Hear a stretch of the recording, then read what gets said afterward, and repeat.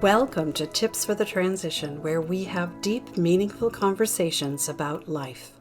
We talk about how significant changes like divorce, grief, and career change can affect us, our family, our relationships, and our work, and how to move beyond them.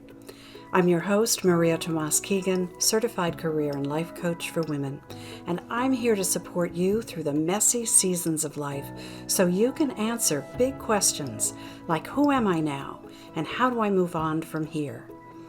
If you're ready to consider new options, be inspired, and meet incredible women who are on this life journey with us, you're in the right place. You'll find something in each episode to give you hope and encourage you to move from panic to powerful, from rocky to resilient, and from upside down to right side up. This is Tips for the Transition.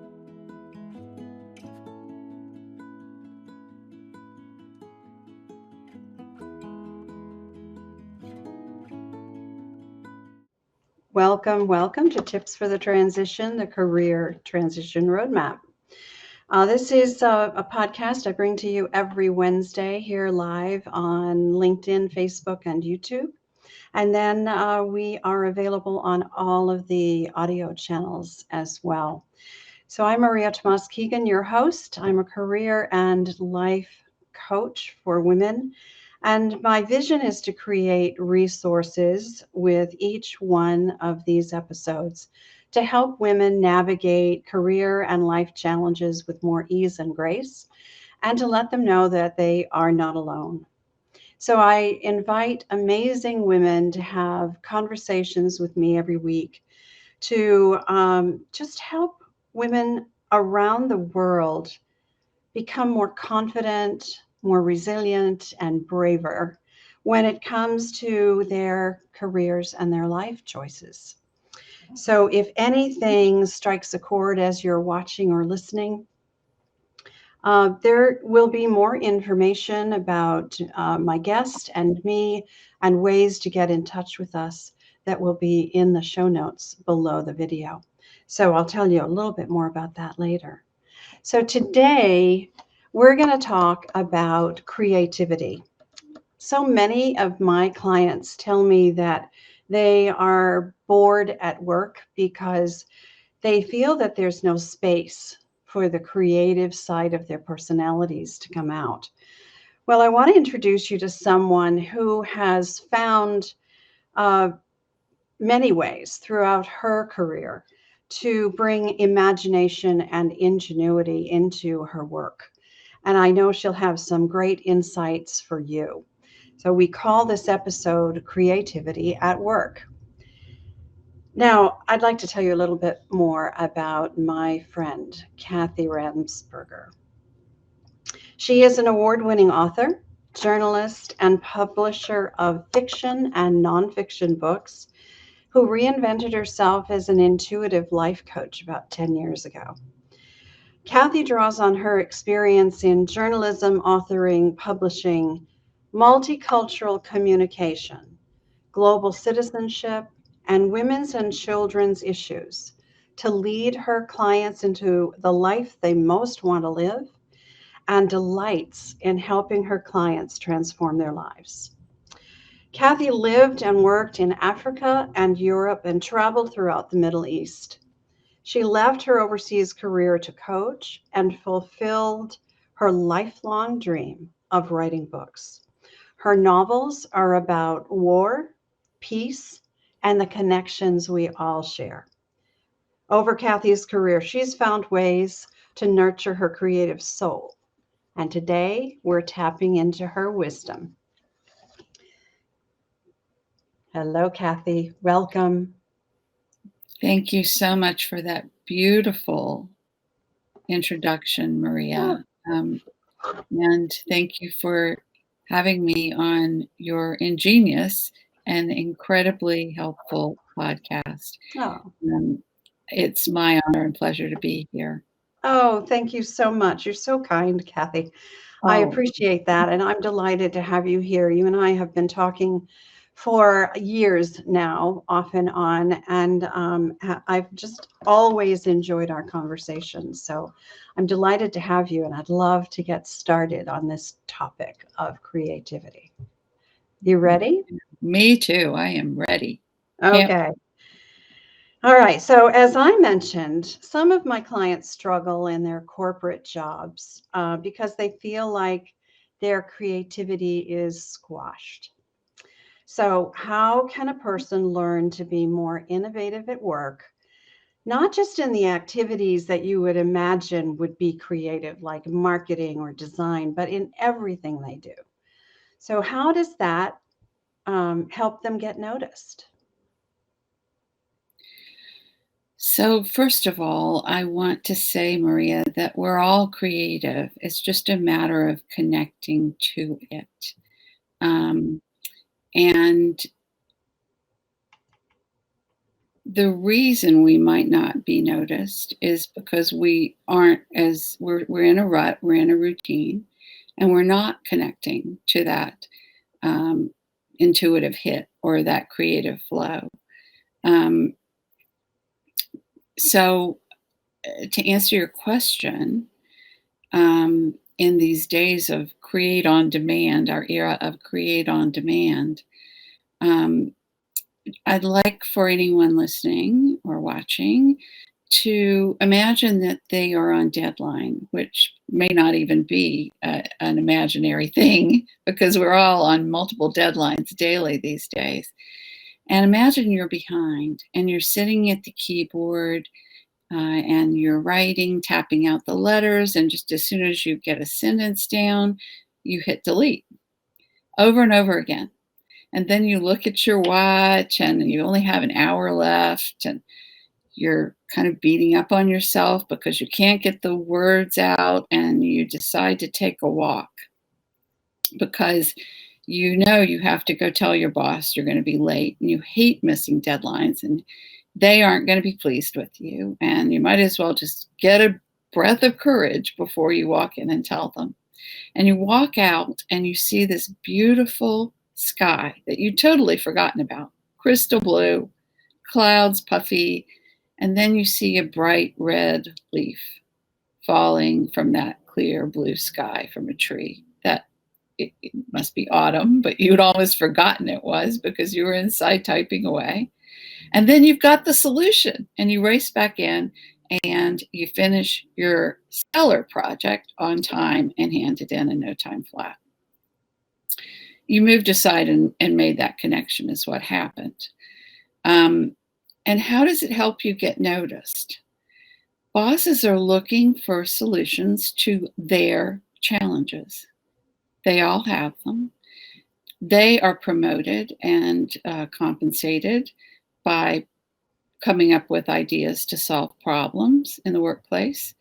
And when you give them a solution that is innovative that they might not have thought about, or if you turn in a stellar creative project like the one you just imagined, you show them something they haven't thought about before, an out of the box perspective, and they will notice you. So if you're noticed, you will get promoted. And usually, 90% of the time, we can talk about that too, when you're not noticed in spite of your amazing work. And you will get the financial compensation that goes with it. Okay. All right. So here's what I heard you say. Mm-hmm. When you feel, and I'm sure there are multiple ways of doing this, but when you're feeling like the creativity is not coming, you have to change your perspective somehow. Right. Whether that's getting up, changing your environment by going outside, taking in what's out there that you forgot was there because you've been so focused, and you may not have a window to look out. Cubicles can do that. I had a cubicle by the ladies' room for years. Yeah. So it's changing your perspective helps you become more innovative. So Absolutely. you say that you're making a connection. Let's talk about that connection. Connection to what? That's a really, really interesting question. And I might say that there are as many ways of connecting as there are people. We all have our ways. I'm going to give you some tips on finding your way later. Oh, good. Okay. Connection to what? So Liz Gilbert in Big Magic, which I highly recommend, talks about something that I like to term the collective unconscious. That could be the neurological underpinnings of our brain hemispheres.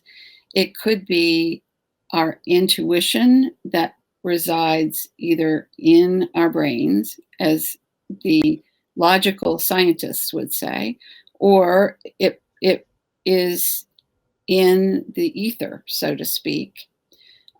Creativity and intuition aren't synonymous, but they're next door neighbors.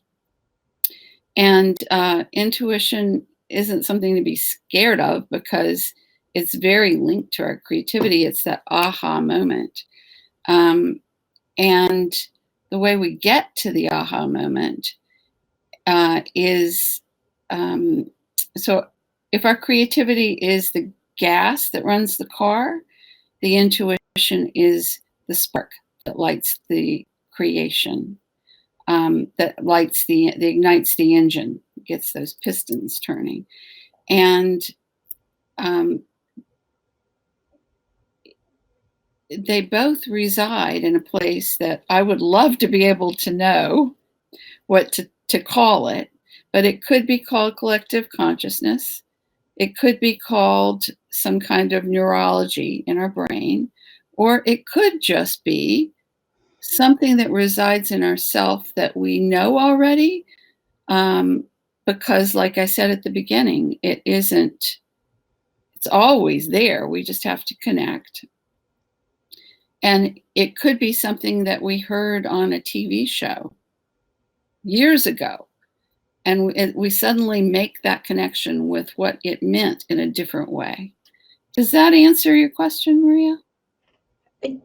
I love the way you started it Uh-huh. because I think the answer is different for everyone, and it really does Yeah. depend on what they believe, and what they believe they can achieve. Almost, but it is different for everyone.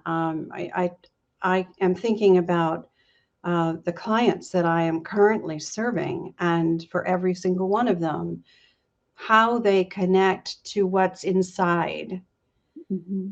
whether they are right brain or left brain driven. Um,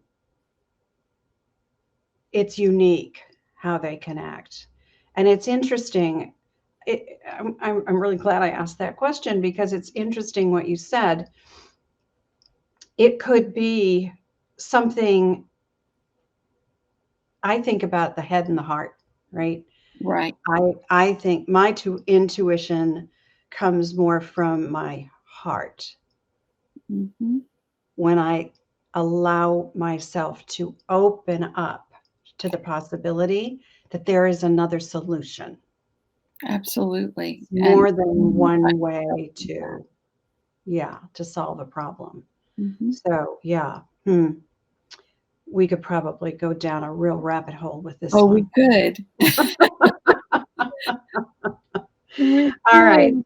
Um, you say that you find creative solutions to the world's communication challenges.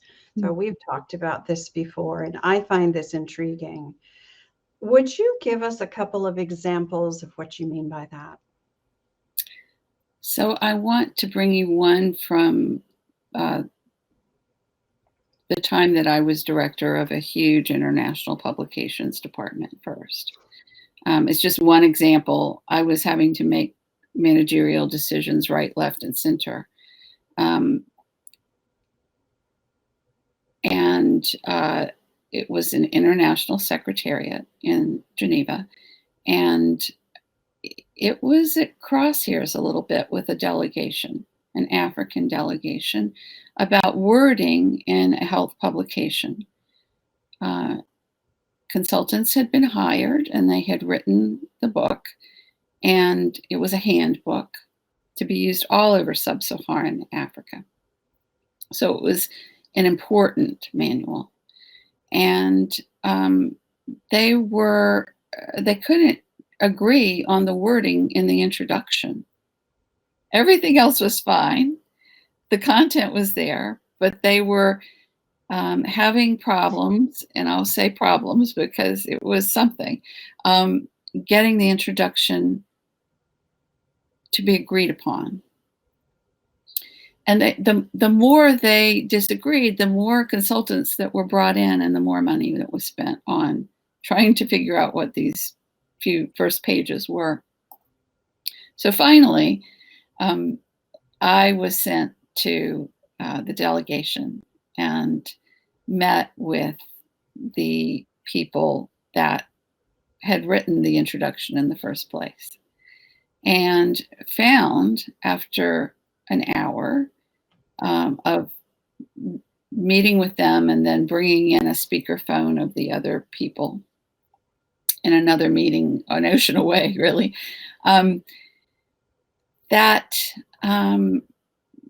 there ended up being one word that was causing the issue. It was solved, and I went back the next day and saved more money for the entire organization. And it was produced for years. It helped a lot of different countries in Africa for years and years. So how did I do this? I asked questions. I was curious.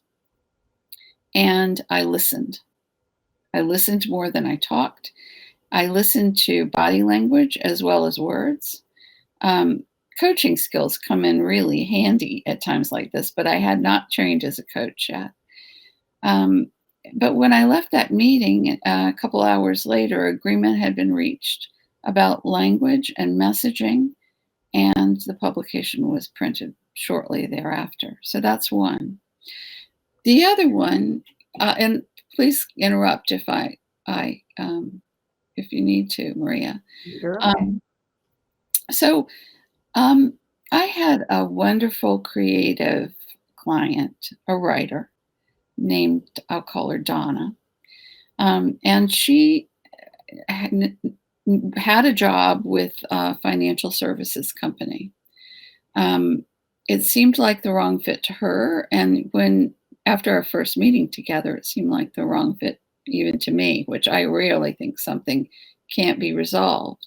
But she needed to stay, at least for a while. So while we started her on a road of informational discovery about what she would like to do, we worked together to enhance her intuition, solidify her porous boundaries. She was soaking up all the negative Neds and Debbie Downer vibes because she was in a line of cubicles.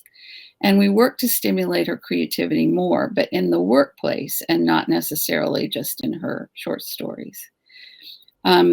She did end up getting another job, but 2 years later, and there was a job offer that happened a year before, and she turned it down because she had become happy enough in this workplace to stay a while because she really had started to enjoy it. So let's go back and retrack. I asked her to be curious, to ask people questions, not just of her boss, but of people around her, and ask questions like, what if? And come out of just listening sometimes, because that was what she was prone to do. Again, it's very individual, and not just patiently listen. Another person might have been doing, we should do it this way. And that's not going to get to any kind of creative resolution either. And I had asked her to look for connections and then write down any ideas she had. And when we met, we had play. We had playtime. We crawled around on the floor. We went into our kitchen cabinets and smelled spices. We solved any challenge she had by writing rap poems. So all she really had to do was imagine another way, connect to that other way, plan it, and then act in that order. A lot of people do all this other imagining and planning and taking notes and doing mind maps, but they don't act on it. Right. So that's how. I love that. So in both of those situations, you got curious, you asked questions, and listened. And those are and then imagined another solution, and then took some steps toward testing that out, seeing if that option would work, right? Yes. So if we find ourselves in situations in our work, at work, where there is a communication challenge, there is we can employ our creativity through the methods you just described to come to a new resolution. Absolutely. It's that simple and that complicated. I don't want to say it's easy. Simple, not easy, right? Simple, not easy. But yeah, communication is never easy, no matter who the relationship is with. It's never easy. All right, so sometimes it is, but sometimes it isn't. it depends. Yeah, you're right. It depends. All right, so you talked about this before, and I would love for you to share your perspective on what generates a fluid flow of creativity. A fluid flow of creativity. So let's go back to the story. Your brain doesn't work the same way when you're pressing delete every other word. That's not flow. So that's the first thing I always recommend. I teach people to create first and revise after. Not everybody agrees with me on that one. But if there's one thing I'd like to leave you with, because it's helped me for 40 years, is to leave you with these words: create first, don't press delete.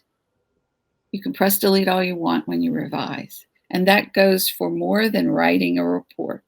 It goes for anything that you would do in the workplace or any kind of project that you're doing creatively yourself.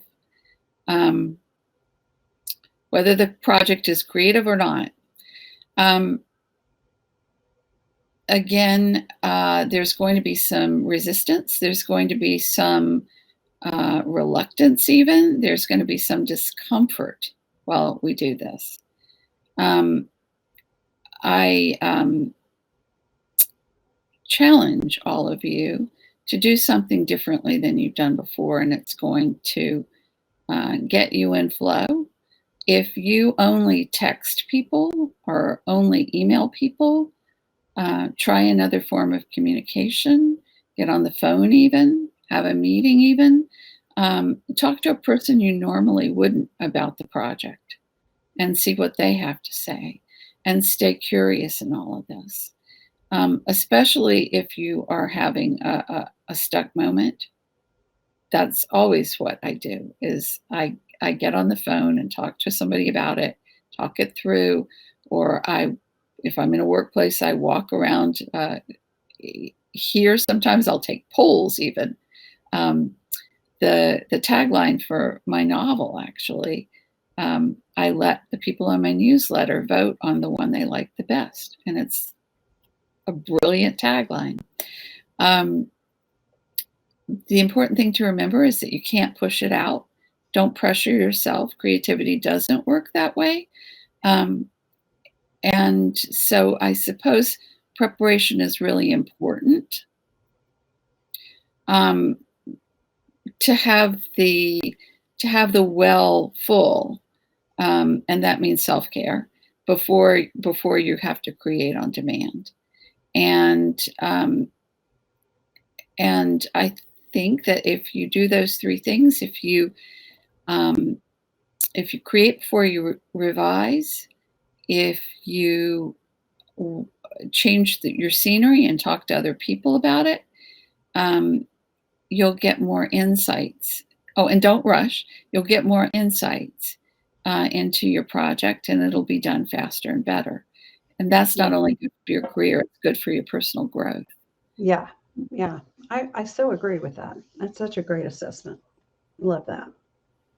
Okay. Before we get to our tip segment, which we always end our shows with, let's end this part of the conversation with your thoughts on what two qualities contribute the most to creativity. What do you think they are? So this would lead into my tips. Oh, good. Great segue then. I think that I have a lot of C's when I'm talking about creativity. It just happens. So there is courage, because we have to be brave enough to sit in the discomfort, or to reach out to somebody, or to investigate something that might seem scary at first. And to have that courage, we need confidence. Confidence in ourselves, in our abilities, in our project, in each other, frankly, to trust each other. And confident enough to think outside the box, and courageous enough to share ideas. And then the final word would be connection. I write about many cultures, and while the writing is easy, the sharing sometimes is a little scary. But my passion for connecting cultures is so strong, and my desire for peace is so wide, that I get over myself. I still have days of fear too, a lot of the time. And that's what I would say. Use a little humor, and be yourself. Speak your truth and not somebody else's. Right. And authenticity is really key. And then I want to add one more thing. So is kindness. Mm. Yeah. Yeah. Yeah. I love that. Having the courage. You said something that's, I think, especially in a work environment, is tough. Having the courage to speak up and feel safe. That, hopefully there is a safe environment in which you can share ideas openly without fear of judgment. And that's often one of the things that many of my clients don't feel is safe to share, so they hold back. And that's never a good environment for creativity. So, and that might be the time that you either think about leaving that environment, or you create a movement. Figuring out how you can change it. Yeah. Yeah. I tell you, everyone listening, because I've lived a while, that daycare at the workplace would not be available if women hadn't created a movement. Maternity leave practically was non-existent. It's all about gathering people of like mind and surrounding yourself with them to feel. And now there's a movement for parental leave. So it takes a movement. That's right. It takes a village, right? As they say. All right. We could talk about this stuff for a long time, Kathy, but I'd like to get to the tips section. And this is, if you are new to our podcast, this is the way we end every episode. the practical tips and strategies that my guest shares.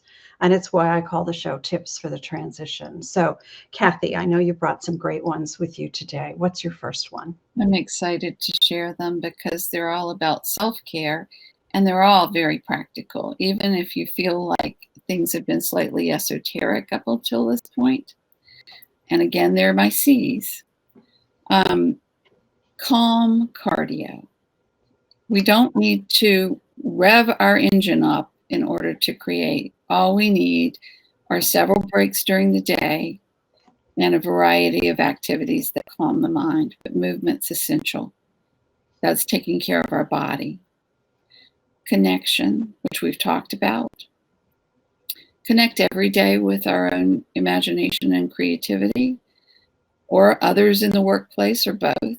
Real-time connection and communication is part of the process, and creativity is a process. It's not a product. And then change it up to charge it up is my last one. Change your setting, change your mindset, or change your routine. And try each one if the creativity still isn't in flow.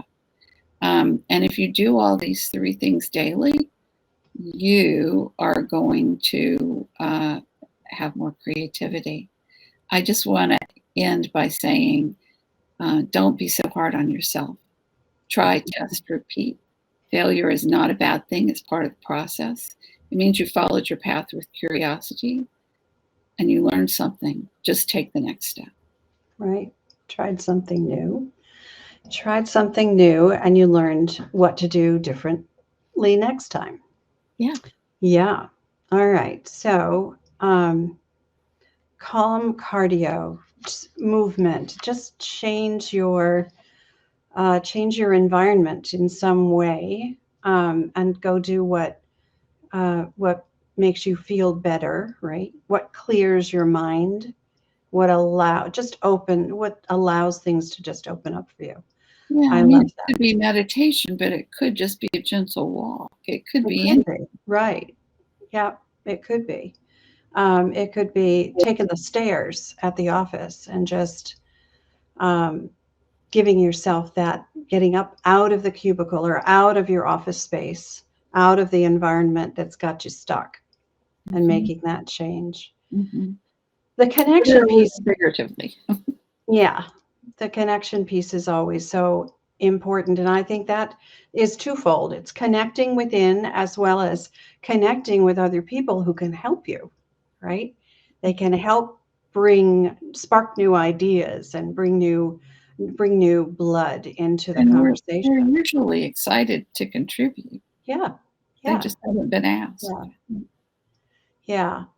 And then I love the last one, but I can't remember it. What was the combination of words you used? Well, Something we to talked about changing it up to charge it up. changing it up to charge it up. I love that. Yeah. Just new perspectives. Yeah. Yeah. All right. Kathy. And establishing the routine of connection. That might have been it too.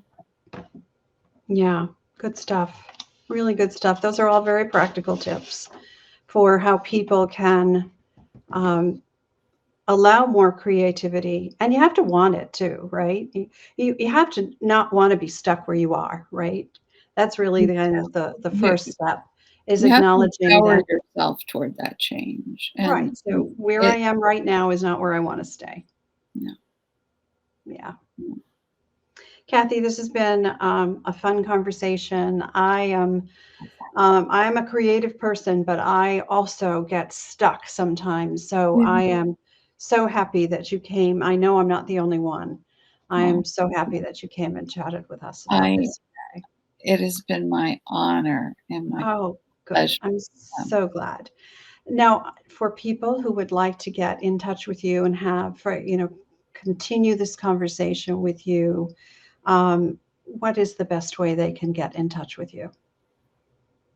So the best way is through my website, because it all funnels into the same place.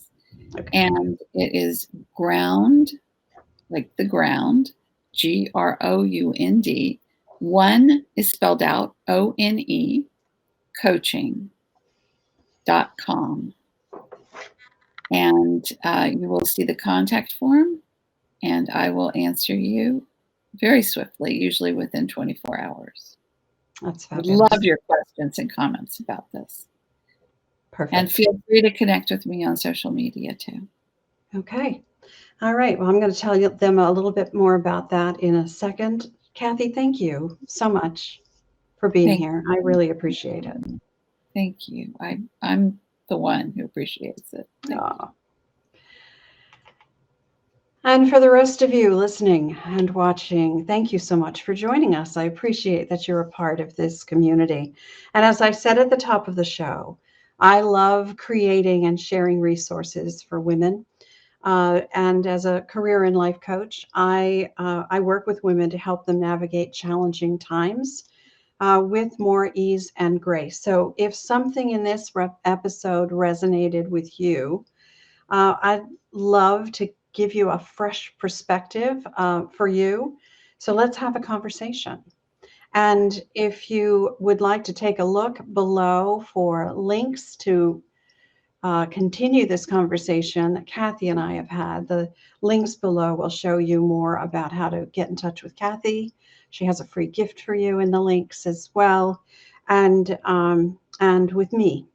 And I also have a career transition roadmap private Facebook group that I'd love for you to join. And let's just see how we can support each other. I believe it's our time to thrive. Will you join me on that ride?